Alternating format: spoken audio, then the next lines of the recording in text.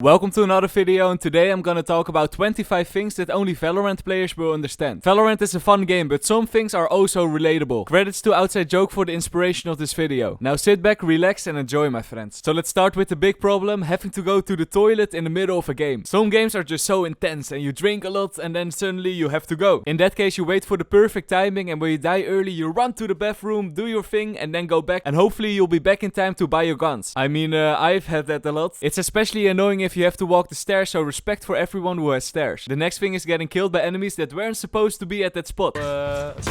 What? Oh. One is behind you, one is behind you. I mean, what was that Viper doing there? It's so annoying to get killed by lurkers. Now let's talk about skins. Imagine you finally got some Valorant points. Maybe you're convinced your parents or something, so now you wait for your perfect skin. So you wait 1 day, 2 days, 2 weeks, but it's never coming in your shop. Honestly, the amount of time I've been waiting for a Prime Vandal, but it's never coming, my friends. And then of course you also have the new bundle. Every time a new bundle comes out, it's so sick. But after 1 or 2 weeks, it gets boring really quickly. And suddenly it's a waste of money. Also, it's so annoying to get killed by a Reyna in a 1v1 duel. Maybe you hit him 3 times, minus 120, you want to say it to your teammates, but then she heals up to 100, so never mind, my friend. Now let's talk about the feature that Valorant doesn't have. In-game, the only real thing you can see is your match history and your rank. And that's not a lot, to be honest. Sometimes you want to see some other stats, and luckily the sponsor of this video, Valorant Tracker, can help you with that. On the app you can see things like kill death ratio, your accuracy, and even how many aces you got. And that's not all. You can also see tons of stats, how you performed with every agent, how you perform with each weapon,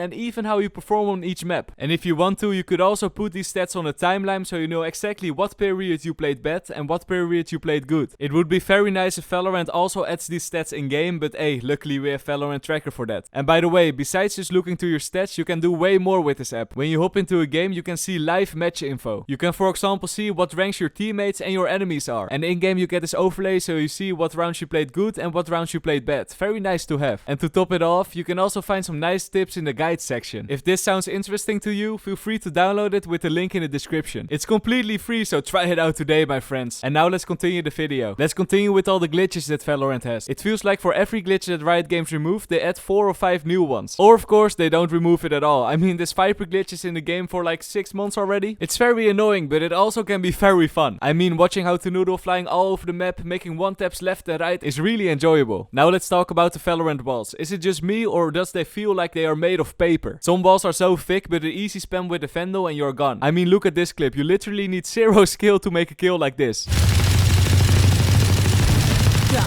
Just ping and spray till you get a kill, that's it. Now, did you ever push a site with your team and you totally got wrecked because there was a Cypher or a Killjoy with tons of traps? And after you got wrecked, you decide with your team, you know what, let's don't go to that site anymore. Some agents are just way too good at a certain spot. Just imagine Killjoy on B split, for example. If Killjoy is on B side, you don't want to push B. Especially when the enemy also has a Sage that throws that stupid orb from heaven. So sometimes we have to give up on a site and just push A all the time. Here a fun one that only Valorant players will understand. Repat me jet, repat me. And it's one of the many memes that are Valorant exclusive. Now let's talk about those games when you play against an Omen. Some games you are just nicely holding your site and suddenly the enemy Omen TPs. When none of your teammates spots Omen, you have to check every single corner because Omen literally could be anywhere. And it's not fun to play like that, knowing that every single second you could get killed from behind. Now the post plant, let's talk about the lineups for the spike. That feeling when you want to retake something, you see the spike is completely clear, but then you realize the enemy is a Viper. You can start to defuse and probably die even though you don't even see the enemy, or you have to push all the way to the attacking spawn in the hope that you spot the Viper, and well, you waste a lot of time. Having to do a retake like this is never fun. However, what is fun is making kills that weren't supposed to be yours. I mean, look at this kill, for example. I never supposed to kill 2 people over here, but hey, easy peasy. There's a turret. What? What was it? Yeah, it's so satisfying when this happens. You feel like the boss and nobody can defeat you.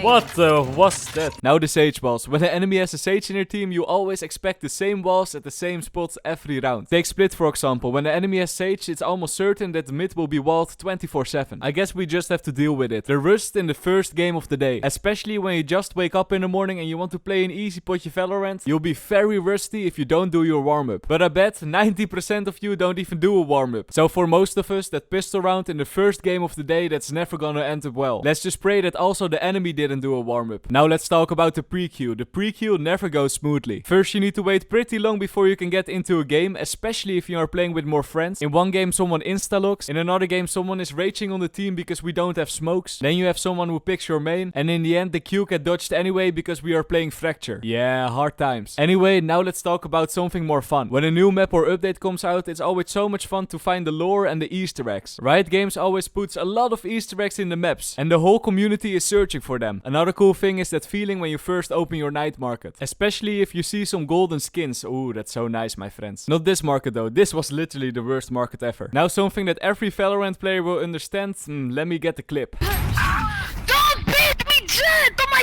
It's impossible to beat. Yeah, I'm talking about people who are a little bit toxic. It's never fun to play with those people, but it feels like every game there's at least that one guy. Try to stay positive, my friends. Now the RR gains and losses. Is it just me, or does it feel like every time you lose a game you lose a lot of RR, and if you win you only earn like 12? I mean, look at this win streak. I won like 5 games in a row, but I still only got like 15 RR. And yeah, that might be because of my kill death ratio, but still, it's not fun, my friends. It's especially not fun if you grind the whole day, you win some games, you lose some games, and in the end, after a hard day of work, you end up with negative RR. Yeah, we've all had those days. Something we all have to experience at least once each game is being the last one alive. Man, oh man, it feels so stressful if you see 4 spectators at the top right. You don't want to look bad for your teammates, but when you do make that clutch, it feels so good.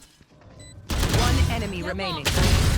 Oh, nice. That's it. Something that feels less good is when you push and you die and you know it's your fault. I mean, even though we're all pro players, of course, we all made mistakes. And sometimes those mistakes can be a little bit extremely dumb. And when you make one of those mistakes, you just want to bury yourself under the ground and pray that nobody saw it. But on the other hand, you always have that one toxic teammate who says, why you push, why you push? Now something that is relatable, especially for the lower ranks. There's always that one guy who dies instantly when the round starts. And I have to admit, most of the time that guy is me because I play way too aggressive. So be careful, my friends. You have enough time, so don't push before the smokes go down, you know. But on the other hand, taking control of a certain area of the map can be very useful. Take mid on Ascent, for example. It's always nice to have control over Catwalk. Also, if you like this video this far, feel free to give the like. It really helps growing the channel. Thank you so much. Balance. For whatever reasons, the teams in Valorant are never balanced. In a team, you always have that one guy that goes 22-7. While on the other hand, you also have that guy that can't manage to get even 5 kills. Yeah, sad life, my friends. Valorant got a small smurfing problem. About smurfing, the main reason why people smurf is because you can't play with your friends if your rank is too high. That's a struggle that a lot of Valorant players have. But hey, nothing to do about it. Now let's talk about the chaos, my friends. Some rounds are so chaotic. When you, for example, have a Viper ultimate on site, a Sage slow, a Neon wall, it can be very chaotic. Did you ever buy the battle pass? You grind the whole act and you end up on level 44 or 45. Yeah, that's not fun, my friend. Ending the act just before level 50, that sucks. Especially the last few levels, you need so much XP. So boys, girls, do your daily challenges. And a tip, if you don't want to play the long game, you can simply do your challenges in Spike Rush. Easy peasy. Now the feeling after a long day of grinding non-stop, you finally up rank. That's one of the best feelings in the world, my friends. And I think that's the main reason why we all play Valorant. So stop watching YouTube, hop into a game, make some easy one taps, win, up rank, and brag to your friends. Thank you so much for watching, and I hope I see you in the next one. Peace.